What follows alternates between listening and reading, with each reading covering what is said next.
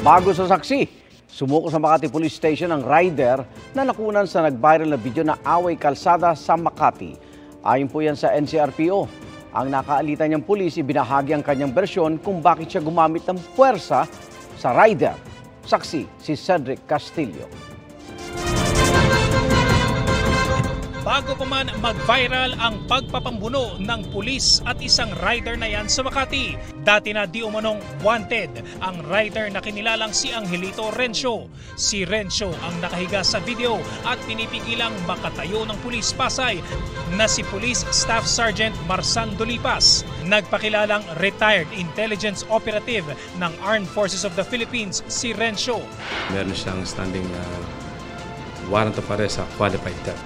In other cases na involved siya sa usurpation of authority, and I think we are verifying if he already posted bail. We already coordinated sa possible whereabouts niya sa Laguna, Parañaque, as well as far as Pangasinan. Patuloy pa rin ang paghahanap kay Rencio na pinayagang makauwi para kunin di umano ang mga kaukulang papeles nang narecover sa kanyang baril.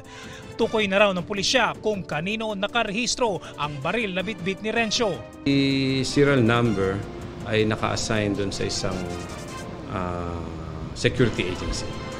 So we are now verifying that sa security agency. Mismong ang Armed Forces of the Philippines, pinabulaan ng miyembro ng intelligence service nito si Rencio. Hindi rin siya retiradong sundalo o reservist, ayon naman sa Philippine Army. Naghain na ng reklamong usurpation of authority, illegal possession of firearms at resisting arrest sa Makati Prosecutor's Office ang Police Pasay na nakaalitan ni Rencio.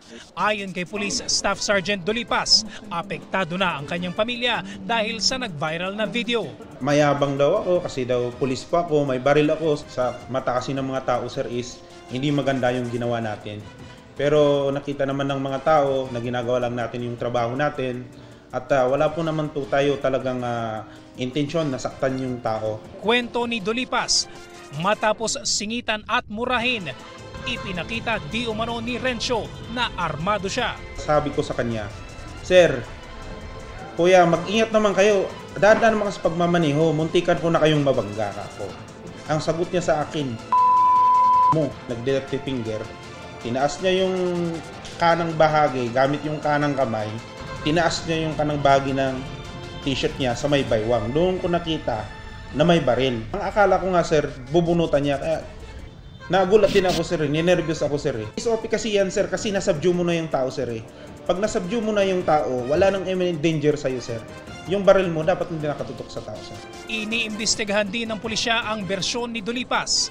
Kanina, humarap na si Dolipas sa National Police Commission para magbigay ng salaysay. Para sa GMA Integrated News, Cedric Castillo ang inyong saksi.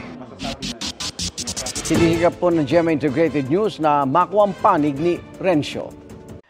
Mga kaibigan, samahan niyo kaming saksiyan ng mga balita. Mag-subscribe sa GMA Integrated News sa YouTube. Para sa mga kapuso abroad, samahan niyo kami sa GMA Pinoy TV at sa www.gmanews.tv.